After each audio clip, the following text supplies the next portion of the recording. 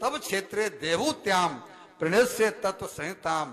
तुम्हारी पत्नी के गर्भ से अवतीर्ण होकर मैं भी आऊंगा। भगवान ने इनको अपना पिता बनाना क्यों मंजूर किया? जो कि काम से पहले मुझे याद कर रहा है, वो भी 10,000 वर्ष तक। ऐसा पिता भगवान को चाहिए, ऐसी माता भगवान को चाहिए। अब देवहूति के लक्षण सुनो। जब लेकर के वो आए और कहा कि राजन मुनिवर, मैं ये हूं, स्वयंभू मनु इस प्रजापति है, और मैं अपनी कन्या का विवाह, देवहूति इस कन्या का मेरी का नाम है, और आपसे करना चाहता हूं। तो इन्होंने क्या कहा है?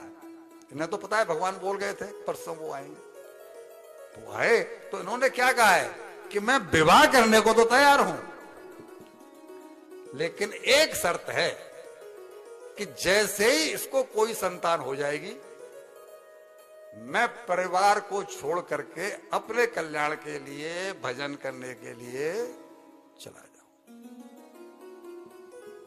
क्या समझे?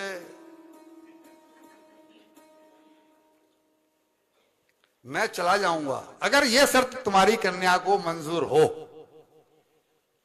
ठीक है।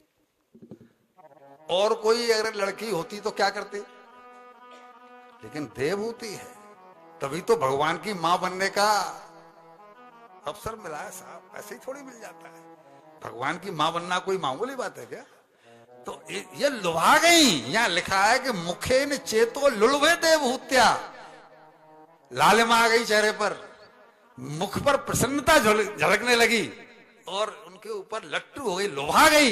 क्या कि ऐसे पति को पा करके तो मेरा कल्याण होना ही है, बजाय ये कहने के नहीं ये तो कोई बात नहीं हुई और ये नहीं हुआ वो नहीं हुआ, पहली संतान तो इतनी छोटी सी उम्र में हो जाती है, बाकी का जीवन कैसे कटेगा। ऐसा कुछ नहीं। बोले ये पति मुझे भोग पत्नी बना करके नहीं रखेगा, ये पति मुझे योग पत्नी बना कर रहेगा। ये मुझसे योग का मुझे ठाकुर से मिला देगा। इन्होंने जब कह दी कि ठीक है मुझे आपका प्रस्ताव मंजूर है, इनका विवाह हुआ। और विवाह करने के बाद में ये 36,000 साल तक की पत्नी तो वो छोड़ के चले गए, देवहूति को छोड़ के चले गए। जब वो चले गए तो भगवान जाते जाते ये कह गए थे कि इससे तुम्हें, जिस कन्या को मैं भेज रहा हूं, उससे 9 कन्याएं होंगी पहले, और 9 कन्याओं के बाद में फिर मैं आऊंगा तुम्हारी पत्नी देवहूति से जन्म लेकर के। मैं इसलिए आऊंगा कि मुझे सांख्य शास्त्र का रचना करनी है, उपदेश करना है। अभी तक सांख्य योग कहते हैं उसे, सांख्य शास्त्र कह लो, सांख्य योग कह लो। अभी तक गीता जी में 3 योग हैं, कर्म योग, भक्ति योग और ज्ञान योग।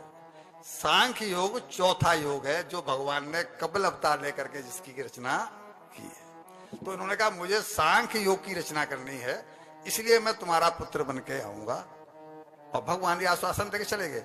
लेकिन इन्होंने देवहूति की कोई जिक्र नहीं की कि भगवान ने मुझे कुछ ऐसा बोला है। पत्नी को बताने की जरूरत भी नहीं, भाई जो समय आएगा वो तो अपना होता ही चला जाएगा। यहां लिखा है कि इनका बहुत लंबा चौड़ा बिहार चला है।